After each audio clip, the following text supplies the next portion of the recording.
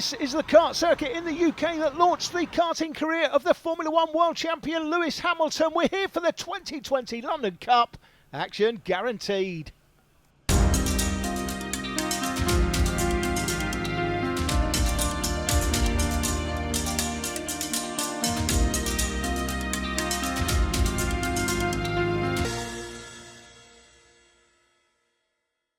Let's kick off with senior Rotax as we go around for our formation lap. From the front of the grid, it's Liam Ferguson and Taylor Bellini from Hayden Cater and George Hunter. Thompson and Nathaniel James from Sully and Gethin. Rounding out the top 10, it's Jack Powell and Lawrence Sverdlov. Should be an interesting one as several drivers trying to make their way through. Watch out for the likes of Barnes, Jody Newman and James Webb. We even see a few surprises from George Sanders towards the back of the grid. And we ride on board with Hayden Cater on the brilliant 360-degree onboard camera that really has been the innovation of British karting coverage in 2020. Oh, away we go, launching up to Stadium Bend for the first time as we crack into the first corner. And it is already a pretty solid start from Liam Ferguson as they swap through the first corner. This is going to be an interesting one as Taylor Bellini gets caught out on the curbs there. Cater up into second place. Great start as he follows in behind the 65 of Liam Ferguson, and they start to charge away. Coming up towards outfield hairpin and on the straight towards Pylon Bend. Already the leading two karts stretching out in front through Complex Nivelle and then up towards the S's, in through the left flick and then into Paddock Bend, the final turn. A fabulous racetrack this. This is actually my first ever race commentating for an event at Rye House, and the London Cup has always been an event I've wanted to add to my CV, and it's never really happened until today. It's a tight and twisty circuit, Jake, but plenty of overtaking, and if you are a racing driver, Lewis Hamilton will tell you this is the track you want to race on if you're a karter, because there is tons of overtaking all over the place. It's proper old school, which is what I like about it. Liam Ferguson in front of Cater, then Bellini, Tom Sully going well in P4 off the start.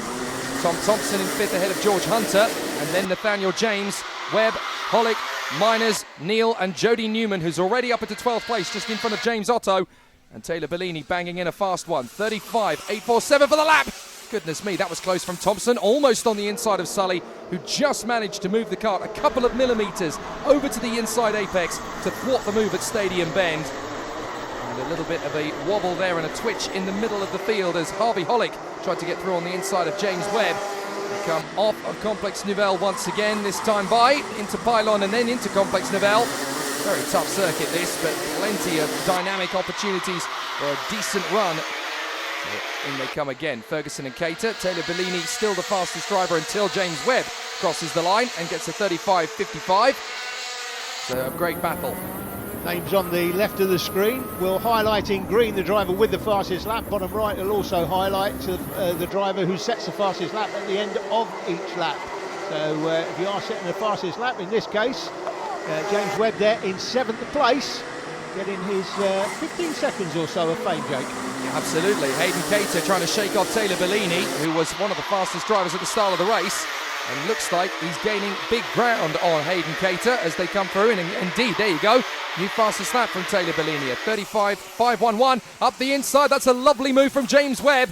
Gets the run into Stadium Bend and charges on the inside of Tom Sully. That's P5. Yeah, we know Webb's quick. Obviously already set the fastest lap on the lap previous. Taylor Bellini's now set the fastest lap. You can see why he set the fastest lap, because he was quite a distance. He was a good 12-15 kart lengths behind. Just a lap and a half or so ago. He's not that far behind any longer. I'll tell you who's on the move in senior Rotax today. Jody Newman. She's up from about 17th, 18th on the grid, I think it was. And she is now in P10, right in behind Miles Nathaniel James. So she is going full guns blazing. Sonny Neal has propped up into 11th place in front of Max Miners and James Otto. But Jody Newman is the lady on the move now. Yeah, P15 she started, 10th now. So she's made up 5 so far. What can she do from there? Thompson at 4th position still as these three tighten up. Ferguson, Cater and Bellini. Bellini is the fastest driver aboard the Alonso chassis, very distinctive from the FA Racing colours that are more popular in Europe, but there are a few of those karts knocking about in Great Britain. In 4th position, Thompson, and then massive pressure now from the number 2, James Webb, who really is starting the attack. Tom Sully in P6, then Hunter, Hollick, Nathaniel James, Newman, Neal, Miners, Otto and Powell. There's a lot of history to the London Cup here at Rye House.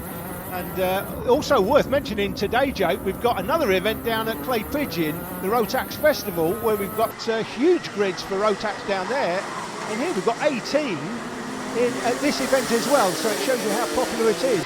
Absolutely, Rotax still a very populous category in the world of British karting. Lots of drivers, even those who couldn't make it down to Clay Pigeon, they get a chance to put on a show here at the London Cup at Rye House. Liam Ferguson bangs in a quick one and takes about a quarter of a second out of the fastest lap, Liam Ferguson. And this is the move on the inside of Cater. Oh, it's lovely from Taylor Bellini, and it's not gone well for Cater. He strikes the barrier, and the kart is stranded in the middle of the road. Everybody's just about avoiding him. Oh, I tell you what, he had the chance to back out of that, Jake, as well, but he just kept his foot in. He was heading for the barrier and just kept on heading for the barrier and ended up hitting the barrier. He really had to hit the brakes there. Let's have a look. Now, he's clearly behind. He knows he's behind. He's heading for the back. You've got to hit the brakes just before that and miss the back. He's just kept his foot in. Yep. And hits the barrier. Unfortunate for Cater, but on hindsight, you've got to bail out of the throttle on that one. When Bellini is that far up the inside, it's pretty much done and dusted. Like and subscribe, hit the notification bell here on the TDI Media channel. You will never miss a race in this season or the next. And of course, you can go back and watch all of the highlights from all of the great events we've covered in the past. Fourth position, what a battle. There are 6 of them at it at the moment. Thompson, Sully, Hunter, Hollick, Nathaniel James and Newman, although it's changed a lot in the course of that last lap as they all tried to avoid the wayward Hayden Cater, who has rejoined, by the way, in 17th place. Now we've got Harvey Hollick all over the back of Tom Thompson. Thompson trying to hold on to it at the moment as he holds the inside line through infield hairpin. Hayden Cater's dropped to the back of the field, obviously, after that incident, but he'll have some damage as well, so will he be able to recover from there? I doubt it. Hollick is doing everything he can to get on the inside of Thompson, but Thompson is protecting this line so well, and this is the point in the race. I mean, we're only on, the end of lap 10, and you can see that already Thompson's lost so much ground to James Webb that it's really difficult for him to sense an opportunity to close back up on the top 3. He looks as though he's just consolidating his position now and throwing defensive, essentially, because this is the difficulty. After a certain point in the race, you've got to maximise what you've got from the race. He doesn't seem as though he's got raw pace enough to catch up to the top 3, so he is basically just throwing the anchor over the side of the ship, isn't he? He's got to try and hold on for 4th position. This might be the best he can get, and Hollick, Hunter et al. Are really starting to get frustrating. What a great battle that is, though, Jake. 4th place, there's about 7 in it. This is the battle for the lead. Still Ferguson out front from Bellini. Can Ferguson go lights to flag here, Jake? That's always a difficult task to do. But he's not looking behind him, he's just getting on with it, and Bellini's going to have to find some extra pace if he's going to catch him. Yeah, it's a good 0.8 of a second, the gap, and that doesn't sound like much in mathematical terms, but in karting terms, that's a good 6 to 7 kart lengths. It's plenty to be comfortable with. Checks over his right shoulder, he's got plenty of time in hand. He doesn't have to panic too much here. He can focus on his own race up at the front. Webb in 3rd, then Thompson, Hollick, Hunter. Tom Sully tried to have a go on the last lap, but this is the real battle. Harvey Hollick getting very frustrated, sat behind Tom Thompson. Yeah, James Webb there in 3rd place, just going through the picture. He's moved up from his early position, as his pace suggested he would, but I think he's a little bit too far behind, isn't he? At 3.6 off the leader. I'm not sure he's going to do anything better than 3rd from there, unless, of course, the front 2 get together and tangle, and he's in a position to collect up the crumbs. I've been told in the past by many a person who's raced here in days gone by is Harvey Hollick up the inside, makes the move out of the final turn, gets one over on Tom Thompson. I was about to say that I've been told by people that this is a southeast version of Fullbeck, and I kind of understand why they're doing it, why they've said that, because this is a proper old school circuit with some decent overtaking points, but some very tough battles. Into the pits comes Hayden Cater. Unfortunately, that is a missed opportunity from his point of view. He'll be wondering what might have been. Yeah, absolutely, no doubt about it. But I think, you look back on that, I think Hayden will look at that and say, should have backed out of that, really. I mean, he's heading for the barrier, and he just kept going. He could have hit the brakes and dipped in behind, and that's really what you've got to do. And I don't think the man doing the overtaking, which was Bellini, of course, did anything wrong. No, not at all. Just one of those things, shake it off and move on to the next race. So Liam Ferguson, 0.8 clear of Bellini. This is the battle a bit further back. We've got George Hunter trying to shake off Tom Sully. Jodine Newman continues to make progress. She's up in 8th place now. She's gone through half the field. Yeah, she's a quality driver, Jodine. We've seen her before, Jake, and we know that. She's again one of the crop. She's not a young girl these days in senior Rotax, but we know she's got a lot of quality, and she's come through 7 places so far from P15 to 8th. What can she do from there? Yeah, there's this nice crop of quality senior kart racers of the female persuasion nowadays, isn't there? You've got Jodine, but then you've also got the likes of Hannah Lang, Jake Goodwin, Paige Holden, of course, is another good one. So many top quality racers in this country who just keep ploughing away and flying the flag for the women in the sport. Oh, Jack Powell gets a little bit of a nudge on the inside of Mars Nathaniel James. He won't be happy about that one. Battle for 7th, that one. Little bit of a tap, love tap, nothing more, Jake. Yeah, I wouldn't have done anything for the front fairing, but it might have done something for Mars Nathaniel James's pride there, so that could be an interesting conversation afterwards. Could be a front fairing penalty. I'm not sure he nudged him hard enough to dislodge the front fairing, to be fair. This is the race leader, though. This is a great performance as well out front. It's difficult to lead from the front and stay out front when you're under pressure, because he was under pressure from Bellini, but Bellini will be frustrated here, Jake. Just can't get close enough with just under 2 minutes left on the clock. Well, you say that. He's managed to gain about 1/10.5 or so. He was 0.8 of a second. The gap's now down to 0.683, and here comes the move from Jack Powell on Jodine Newman. Gets through, nicely done. He got a good exit out of the final turn, and that's what made the move stick. So we've got a great little battle for 4th place. Harvey Hollick having got past Tom Thompson, as we saw a few laps ago, and still enjoying a little bit of an advantage. George Hunter in 6th position, not really able to gain pure ground. Tom Sully in 7th, and then it is Newman down to 9th behind Jack Powell now. Nathaniel James in 10th position ahead of Neil, Gethin, Otto, Sverdlov, and Mitchik. Tonino Mitchik is there in 15th position in front of Max Miners and Will Barnes. That's the leader, race leader. There's battles all the way through the field, though. We're just having a look at Hollick and Thompson. James Webb's playing with no friends whatsoever. He's out on his own in 3rd place. We'll see if we can pick him up here. There he is. James Webb out the hairpin. Nobody to worry him behind. Yeah, it's such a frustrating kind of race, isn't it? Because essentially you're spending the whole race in no man's land. You can't catch the guys in front. You're not losing ground to the guys behind. It essentially becomes an extended test session in a way. You're not really racing anyone.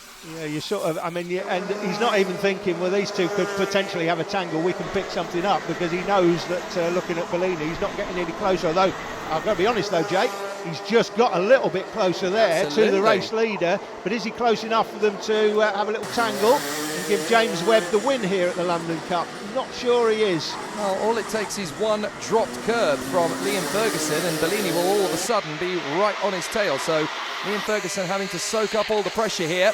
2 laps to go as they cross the line this time. Just 7 seconds off the clock, or 6 seconds on the clock as they cross the line. So it'll be 12 minutes plus a lap. So it'll count to 0. And the drivers will now, next time round, the race leader will get the last lap ball. Jodine Newman trying to hang on to 9th position in front of Mars Nathaniel James, who's giving a little bit of a push at the end of the race. Liam Ferguson, though, still going well in front of Taylor Bellini, and it's stalemate between those two up front. James Webb, there's Harvey Hollick, having got away from Tom Thompson. Good work there to pull out of gap, to be fair. It's not easy when those two were fairly similar in terms of raw pace. And into the last lap comes Liam Ferguson, lap 21. Last lap, and this is pretty much a masterclass really from Liam Ferguson. He's held on to a tight advantage on a tough circuit to nail. Yeah, great performance out front, to stay out front like this when you're under pressure from Bellini. I say under pressure, he's not under intense pressure, is he? Because Bellini's just never been able to get close enough to it. It's really frustrating from Bellini's point of view. We'll probably be happy with second, I guess, though, on the day.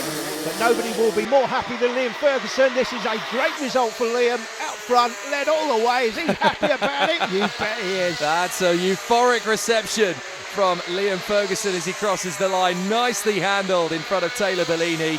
And a great job from him to hang on to it after all of the pressure that was put upon him. So Liam Ferguson takes the win from Taylor Bellini. James Webb is 3rd from Harvey Hollick, Tom Thompson and George Hunter, with Tom Sully, Jack Powell, Jodine Newman and Mars Nathaniel James coming up in the top 10. And Ferguson not only lights the flag, but also the fastest lap. It's the perfect weekend.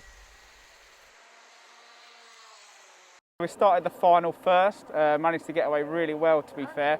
Had a few looks behind me. A few laps in, I'd seen Hayden and third place actually come together. So it actually gave me a little bit of a gap halfway through the race, and then just managed to maintain the gap throughout the race and managed to bring it home first. Anybody you'd like to thank for this weekend? Yeah, so JVH Building Construction, I'd like to thank them.